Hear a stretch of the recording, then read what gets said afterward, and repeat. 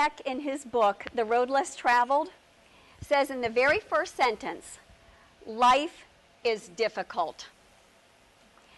There may be some of you in here today who are experiencing some of your own difficulties, whether it's troubled relationships, financial issues. We've had a terrible economy that's hitting a lot of us. Whether you have an unexpected or chronic illness, or you might have a job you no longer love or maybe don't even have. When I was 40, in my 40s, I didn't think life was difficult. I had a wonderful marriage. I had a job I absolutely loved. I had a career and a profession in which I was respected. We had enough money to travel and buy nice clothes. And I had lots of friends. Sure, I had that same amount of stress. You know how you guys, sometimes you just feel like you got too much on your plate? Just a lot going on. I had that. But for the most part, it was good stuff. Till my husband, Charles, got a rare neurological disease that over 5 years, and he was 45 with his first symptom, 5 years, first took away his ability to read, to write, to walk, then to talk, and finally to take care of himself in any way. He was 50 when he died. That was in the year 2000. Now I knew that life was difficult. And this was not supposed to happen to us. We were only in our 40s. Well, I encourage you to go to the library or Borders and read the first page of Scott Peck's book, because he goes on to say that once we recognize that life is difficult, we can get through it. It's all in our expectations. We need to expect that bad things do happen. So tonight, I'd like to affirm you in your challenges as well as the nice opportunities that you have. And the way I'll do that is I'd like to share with you 3 affirmations that I hope will be helpful. I will illustrate them using a story from my personal life, and I'll also give you a personal and inspirational message to go with it. And my purpose is that this will help you get your hands around meaning in your life, in your work, your career, in your retirement, or in all the service that you do here at Rotary. I saw the whole list and from Marge, and it's amazing the amount of work you do for my community. I live here in South Portland, and I am thrilled when I see the work that you do, and I want to encourage you in that today. So let's make sure we all understand the word affirmation. You know what I'm talking about when I say that word. To me, it's just a positive statement. Now, it's meant to either inspire us to reach higher or to uplift us when we're down. Now, this concept of a positive statement, positiveness, has quite a bit of research recently in this whole idea of positive psychology. Barbara Fredrickson, in this book, Positivity, she's a research psychologist, PhD, and she has found that we need 3 positives for every negative in our life. 3 positives for every negative. Now, you might say, well, wouldn't it be great to have more positives? Well, you can, but if you didn't have any negatives, life wouldn't be really realistic, would it?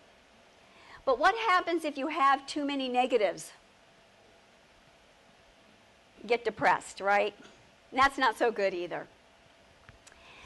So we're looking for the positives, and that's what I think that affirmations can do. They can change our perspective, make us more hopeful, more positive, and thereby help affirm our uniqueness. Now, we can wait for others to affirm us, and that happens in a group like this maybe, but how long are you going to have to wait for someone to really affirm you? Typically, it doesn't come very quickly, does it? Or you can affirm yourself. And that's what I hope to inspire you to do today. So the first affirmation I'd like to share with you is this: I reach my goals with determination. Now, we all have had goals. I know everyone in here has had some kind of goal during their life, whether it's to lose weight, exercise, reduce their cholesterol, or just clean out their garage. But we're not so good as a society in really reaching the goals.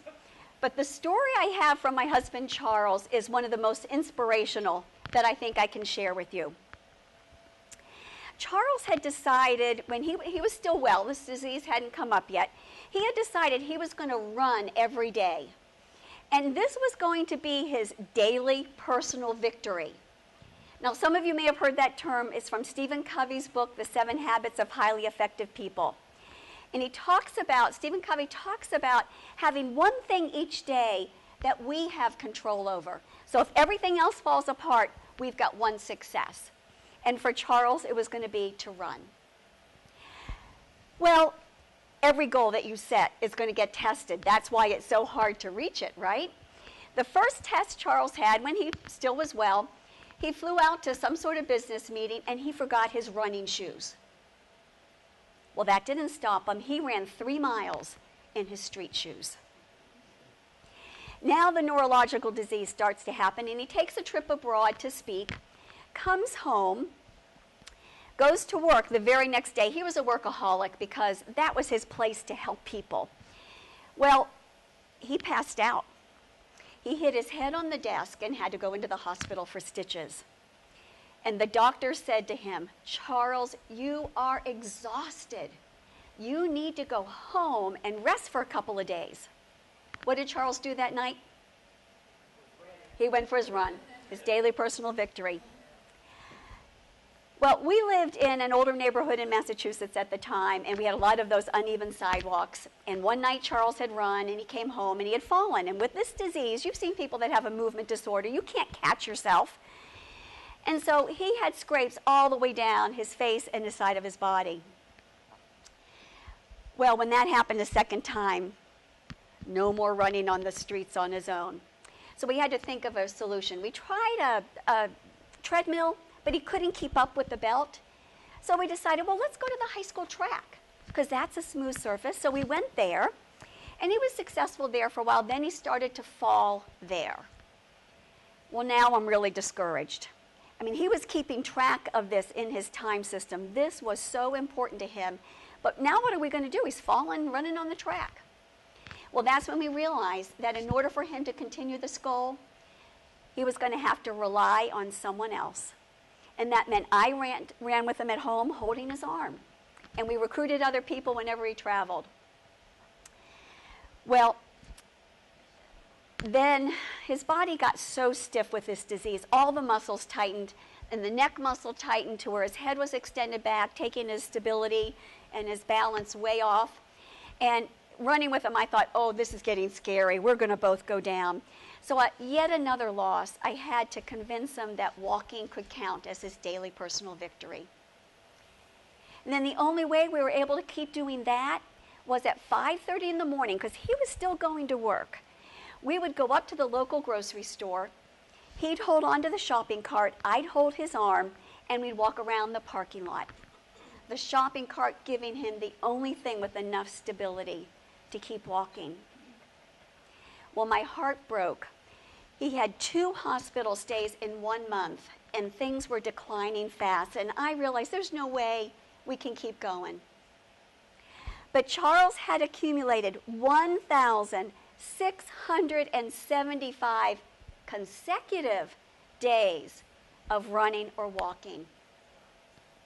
His daily personal victory was finally beaten by this terrible neurological disease, but not without one of the best efforts, right, of someone that I've ever seen sticking steadfastly to their goal. Well, it wasn't easy for Charles to stick with his goal, and it's not going to be easy for you to stick with yours. Could you take your worksheet, and if you need a pen, my friend Nancy can get you one. We're just going to work on the worksheet because I just want you to internalize some of this.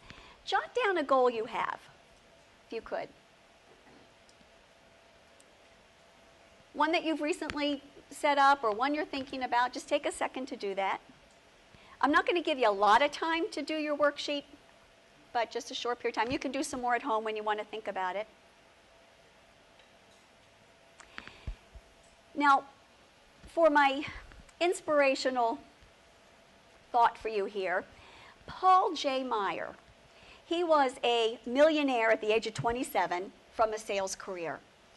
Here's the quote he said: 90% of those who fail were not actually defeated. They simply quit.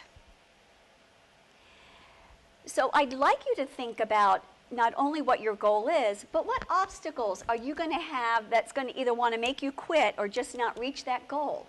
And take a moment to think about that obstacle and then how you're going to overcome the obstacle. So you're going to be prepared to overcome that. For instance, if your goal is to start running, you're going to think about, well, I'm not going to have time. Well, how are you going to deal with the fact you're not going to have time? Maybe you'll schedule that in your calendar. And then now I want you to know that that goal that you wrote down is going to get tested. Adversity is going to try to sidetrack you. But when it does, I hope you'll think back to this story of Charles with this neurological disease making him so rigid and him continuing to jog and walk and be determined to reach your goals. And know that every time that you reach a goal and overcome an obstacle, that's increasing your level of positives, which is giving you that better balance in your life. Affirm yourself to reach your goals. Well, in addition to reaching your goals, the second affirmation that I have for you is one that is pretty understood in a group like this, so I'm just trying to affirm you in it. It is, I will mentor others, as even the smallest support can change a life. Well, let me tell you the story of Charles here on this one. First of all, Charles, as I've mentioned, was just one of those compassionate leaders, and his mission was to make a difference in people's lives. That's what he was all about.